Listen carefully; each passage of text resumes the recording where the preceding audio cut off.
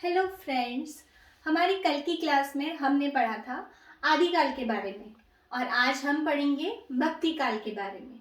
हिंदी साहित्य का जो इतिहास है ये आपके लिए सभी जगह आरपीएससी, यूपीएससी, एमए, बीए और जितने भी कंपटीशन एग्जाम हैं जहाँ पर हिंदी साहित्य आता है वहाँ पर ये आपके मैटर काम आएगा। तो आज हम पढ़ते हैं भक्ति काल के बारे में। भक्ति काल को दो शाखाओं में विभक्त करके हम देख सकते हैं। पहली शाखा है निर्गुण काव्य और दूसरी शाखा है सगुण काव्य। निर्गुण काव्य को भी हम दो भागों में विभक्त करके देख सकते हैं। इसकी शाखाएं हैं ज्ञानाश्रयी शाखा और प्रेमाश्रयी शाखा। ज्ञानाश्रयी शाखा को संत काव्य कहकर भी संबोधित किया जाता है और प्रेमाश्रयी को सूफी काव्य कहा जाता है। इसी प्रकार जो सगुण काव्य है इसे हम राम भक्ति काव्य और कृष्ण भक्ति काव्य दो भागों में बांटकर देख सकते हैं। जो राम भक्ति काव्य है इसके प्रमुख कवि हैं तुलसीदास, कृष्ण भक्ति काव्य के प्रमुख कवि हैं सूरदास, सूफी काव्य के प्रमुख कवि हैं जायसी और जो संत काव्य है इसके मुख्य कवि हैं कबीर। तो हम कह सकते हैं कि जो निर्गुण काव्य है इसकी प्रमुख विशेषताएं अगर हम देखें तो इसकी मुख्य विशेषता ये है कि निर्गुण यानी इसमें निराकार ईश्वर की उपासना की गई और साथ ही साथ क्योंकि निराकार ईश्वर की उपासना है तो मूर्ति पूजा का विरोध किया गया। इसमें किसी भी प्रकार की कोई भी मूर्ति पूजा इसमें नहीं की गई और साथ ही साथ जाति प्रथा का विरोध हम देख सकते हैं और हिंदू मुस्लिम एकता का इसमें समर्थन किया गया। तो जो ज्ञानाश्रयी शाखा है सबसे पहले हम देखते हैं कि इसके प्रमुख कवि कौन कौन से हैं। तो सबसे पहले इसके सर्व प्रमुख कवि हैं कबीर। कबीर की प्रमुख रचना है बीजक। बीजक जो है इसका संकलन इनके शिष्य धर्मदास के द्वारा किया गया। अगर ये पूछा जाए आपसे परीक्षा में कि कबीरदास की रचना का संकलन किसके द्वारा किया गया, कई बार प्रश्न पूछा भी जाता है ये, तो क्या है उनके शिष्य धर्मदास के द्वारा किसमें किया गया, बीजक में किया गया। और बीजक के अंतर्गत तीन हम कह सकते हैं कि तीन प्रकार की इनकी वो रचनाएं हैं जो साखी, सबर और रमेनी इन शीर्षकों में विभक्त हैं। इसके पश्चात हम देखें तो जो संत काव्य है इसी के प्रमुख कवि हैं रैदास। रैदास को हम रविदास कहकर भी संबोधित करते हैं। रविदास और रैदास दोनों ही इनके नाम हैं। इनकी प्रमुख रचना है बानी। इसके पश्चात इस काल के प्रमुख कवि हैं दादू दयाल। दादू दयाल की रचना है अंगवधु। अब हम देखते हैं इसके अतिरिक्त और कौन कौन से कवि हैं, इनकी कौन कौन सी रचनाएं हैं। अब ध्यान से देख सकते हैं मैंने क्या क्या बताया आपको, कबीर, रैदास, दादू दयाल। इसके बाद है नानक देव।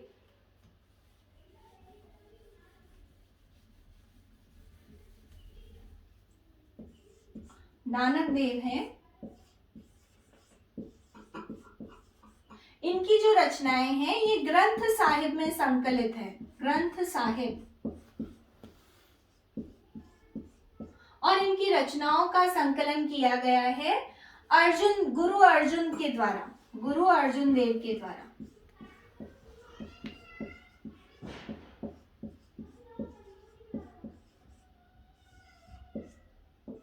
इसके पश्चात हम अन्य कवि देखें तो वो है मलुकदास।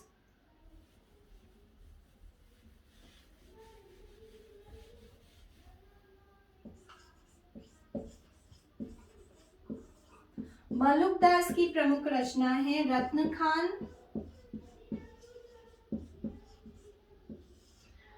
इनकी रचना है रत्न खान और ज्ञान बोध।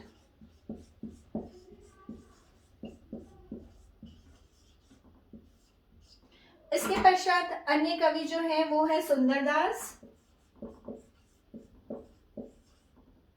सुंदरदास इनकी रचना है सुंदर विलाप।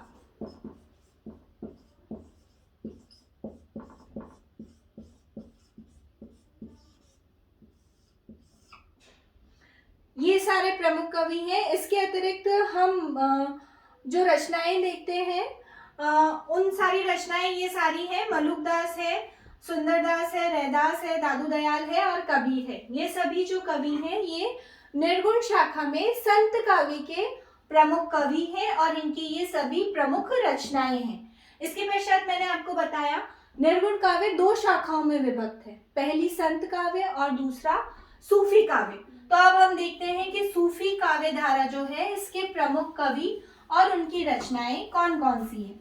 सूफी काव्य को अगर हम देखें तो इस काव्य की प्रमुख विशेषता ये रही है कि इस काव्य में जो परमात्मा है, ईश्वर है, उन्हें स्त्री के रूप में देखा गया है और जो साधक, जो आत्मा है, उसे पुरुष के रूप में देखा गया है। इस काव्य की जो शैली है उसे मसनवी शैली, मसनवी शैली कहा जाता है। अगर आपसे परीक्षा में पूछा जाए कि सूफी काव्य धारा में जिस शैली का प्रयोग किया गया है वो कौन सी शैली है, मसनवी शैली। ठीक है, इस चीज का ध्यान रखें।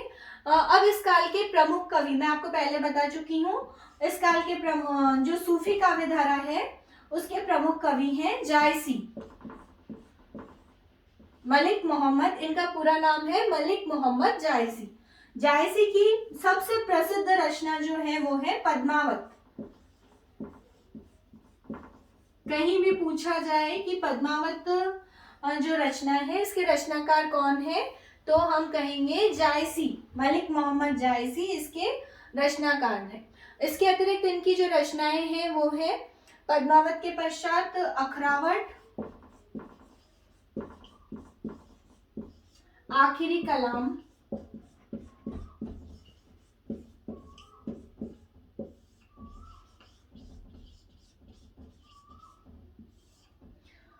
अगर हम जायसी को देखें तो जायसी के पश्चात जो कवि आते हैं वो है मुल्ला दाऊद।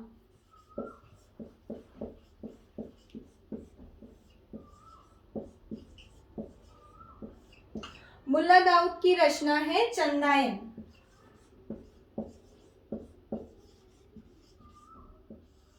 इसके पश्चात कुतुबन की है मृगावती,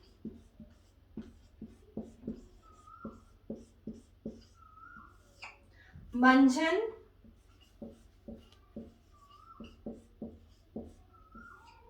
मंझन की मधुमालती,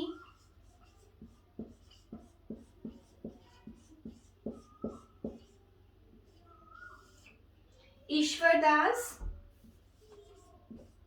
आज ये पेन कुछ दिक्कत कर रहा है।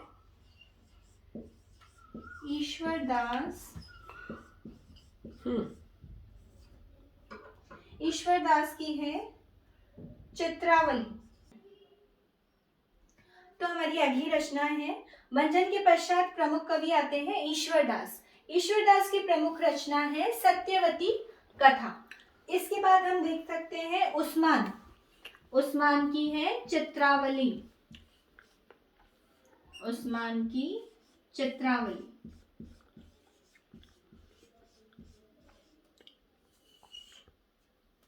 उस्मान की चित्रावली के पश्चात आती है नूर मोहम्मद की इंद्रावती।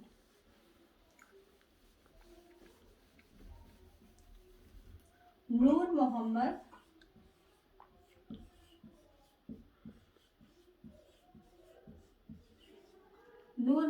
की इंद्रावती।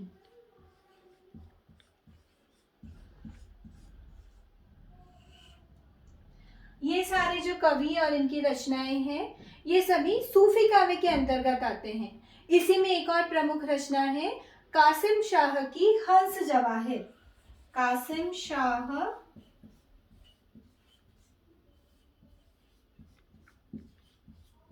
इनकी है हंस जवाहिर।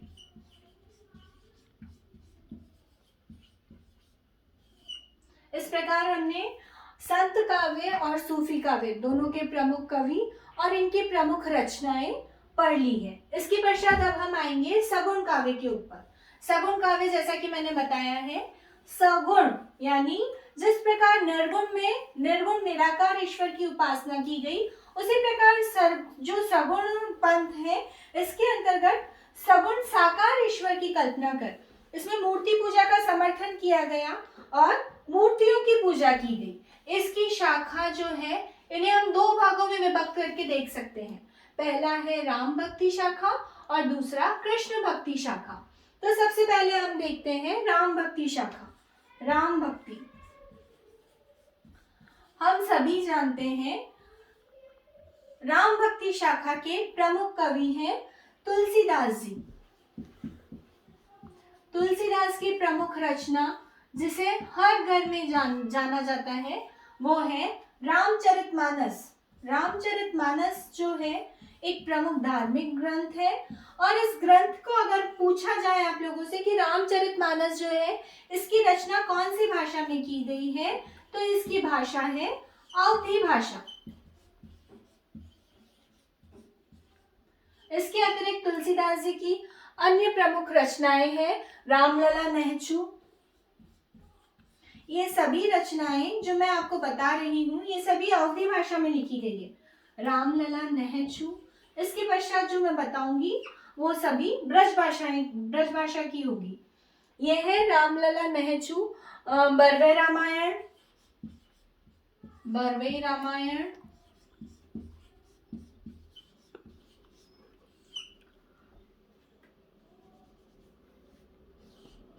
जानकी मंगल।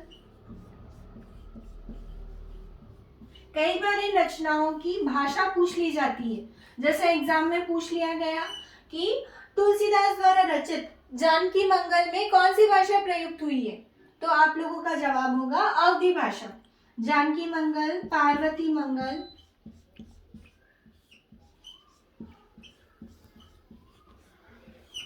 जानकी मंगल हुआ, पार्वती मंगल हुआ और वैराग्य संदीपनी।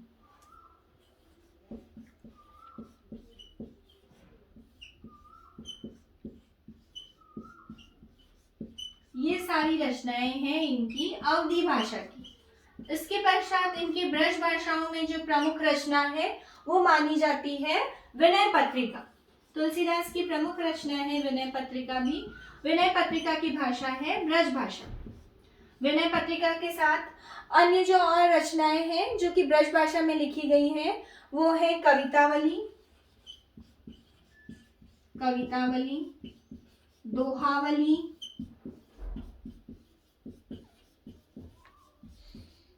गीतावली, कृष्ण गीतावली,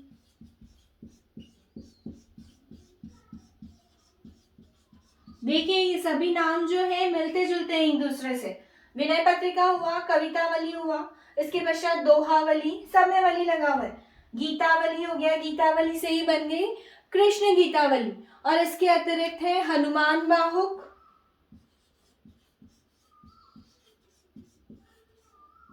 हनुमान बाहुक के लिए कहा जाता है कि तुलसीदास ने अपने अंतिम समय में ये रचना लिखी थी। जब वो बीमार थे, कष्ट में थे, उस समय उनके द्वारा ये रचना हनुमान बाहुक की रचना की गई थी। तो ये सारी रचनाएं जो है ये कवि तुलसीदास की है। और ये कौन सी शाखा के अंतर्गत आते हैं? राम भक्ति शाखा के अंतर्गत। अब तुलसीदास के अतिरिक्त इस जो शाखा है इसके जो प्रमुख कवि हैं उनके नाम मैं आपको बताऊंगी। इसके बाद है नाभादास। नाभादास की है भक्तमाल। अन्य कवि है नाभादास, इनकी रचना है भक्तमाल। इसके पश्चात जो कवि आते हैं प्रमुख वो है नरहरिदास।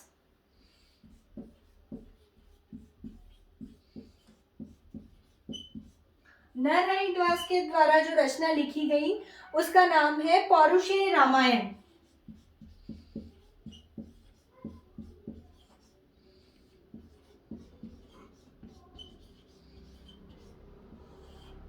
इसके पश्चात जो अन्य राम भक्त कवि हैं वे हैं अग्रदास। अग्रदास की रचना है राम भजन मंजरी। अग्रदास, इनकी रचना है राम भजन मंजरी।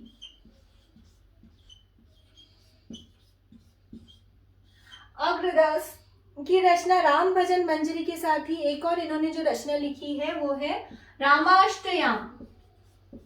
रामाष्टयाम, रामाष्टयाम। इसके पश्चात जो अन्य कवि आते हैं वो है ईश्वरदास। ईश्वरदास की रचना है ईश्वर दास की रचना है भरत मिलाप, क्योंकि ये सब राम भक्ति शाखा के कवि हैं, तो इनकी जो रचनाएं हैं वो भी राम से ही संबंधित है, तो इनकी रचना है भरत मिलाप। इसके पश्चात अब अगली शाखा हमने निर्गुण काव्य की संत सूफी शाखा पढ़ ली, राम भक्ति शाखा पढ़ ली। अब अंतिम शाखा जो है सगुण काव्य की अंतिम शाखा जो है वो है कृष्ण भक्ति शाखा। अब हम देखेंगे कृष्ण भक्ति शाखा के बारे में। कृष्ण भक्ति शाखा हम सभी जानते हैं, इसके प्रमुख कवि जो हैं वो है सूरदास। यद्यपि सूरदास जो है वो इसके प्रमुख कवि हैं, लेकिन इसके संस्थापक जो है वो माने जाते हैं वल्लभाचार्य। तो अगर आपसे पूछा जाए कि कृष्ण भक्ति काव्य के प्रवर्तक कौन है, तो कृष्ण भक्ति काव्य के प्रवर्तक हैं वल्लभाचार्य। कृष्ण भक्ति शाखा जिस प्रकार राम भक्ति शाखा में राम को आराध्य मानकर उनकी सेवा अर्चना की गई, उनकी पूजा की गई और उनसे संबंधित ग्रंथ लिखे गए, उसी प्रकार कृष्ण भक्ति शाखा में कृष्ण को आराध्य मानकर उनसे संबंधित ग्रंथों की रचना की गई। तो इसके प्रमुख जो प्रवर्तक हैं वल्लभाचार्य।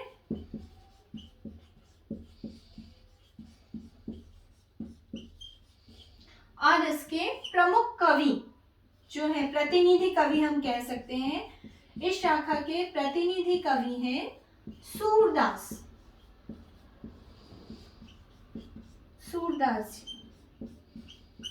सूरदास जी के द्वारा जो रचनाएं लिखी गई हैं वे रचनाएं हैं, सूरदास से ही हम जान सकते हैं उनकी रचना सूर सारावली, साहित्य लहरी,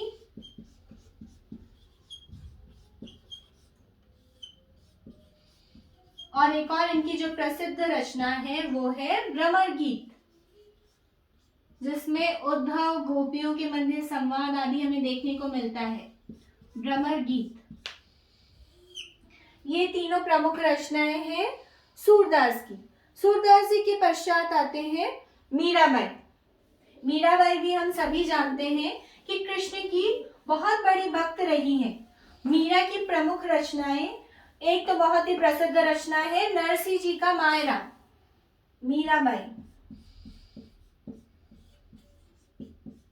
मीराबाई की प्रमुख रचनाएं हैं गीत गोविंद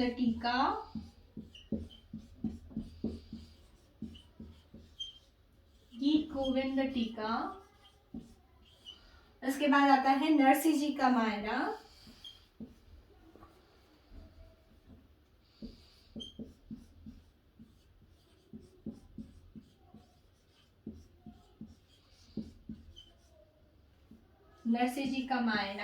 राग गोविंद,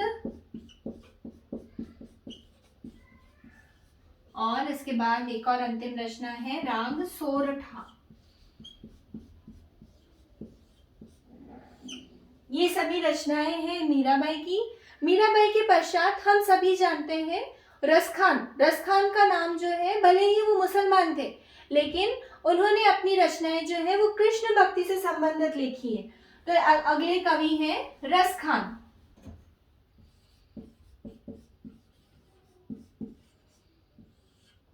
रसखान के द्वारा जो रचनाएं लिखी गई उनमें प्रमुख है प्रेम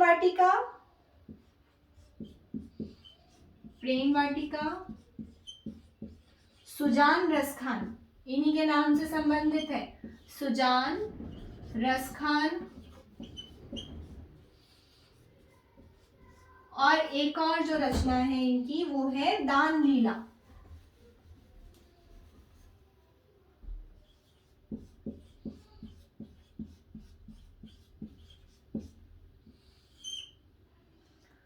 इस प्रकार हमने देखा सूरदास, मीराबाई, रसखान। इसके पश्चात अगले कवि आते हैं नरोत्तम दास।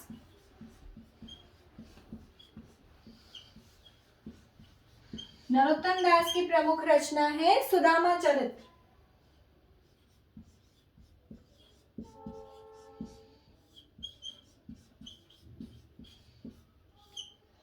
अगले कवि जो है उनकी रचना है श्री भट्ट और इनकी रचना है युगल शतक।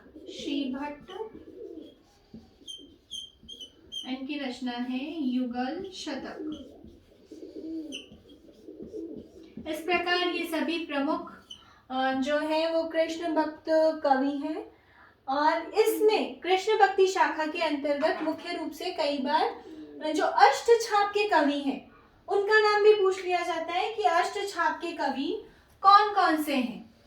तो अष्टछाप के कवियों के नाम भी मैं आपको बता देती हूँ कौन कौन से हैं। ये सारे नाम जो है आप बहुत ही आसानी से याद रख सकते हैं।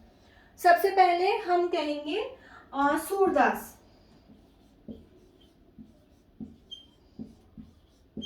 कौन से कवि हैं ये सब? अष्टछाप के।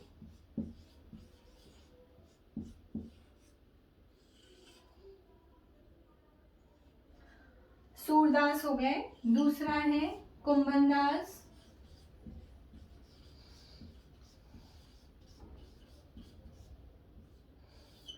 चतुर्भुजदास,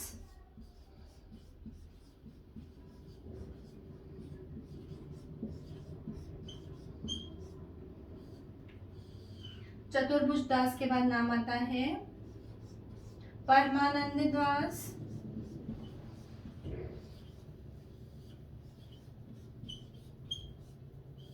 परमानंद दास में नंददास अगला आ जाएगा, नंददास,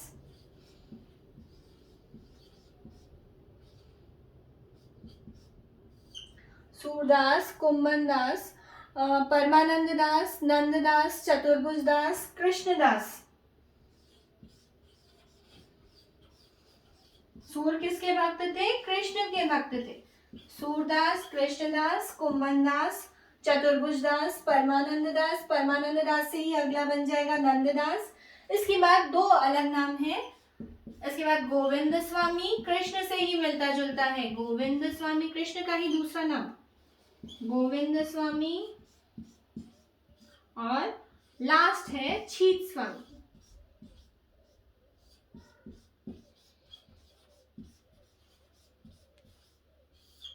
इस प्रकार अष्टछाप नाम से ही पता चल रहा है 8 कवि हैं अष्टछाप के। तो ये सारे 8 नाम आपको बहुत ही आसानी से सूरदास, कुंभनदास, चतुर्भुजदास, परमानंद दास, नंददास, कृष्णदास, गोविंद स्वामी और छीत स्वामी 8 ही नाम आप बहुत ही आसानी से याद कर सकते हैं।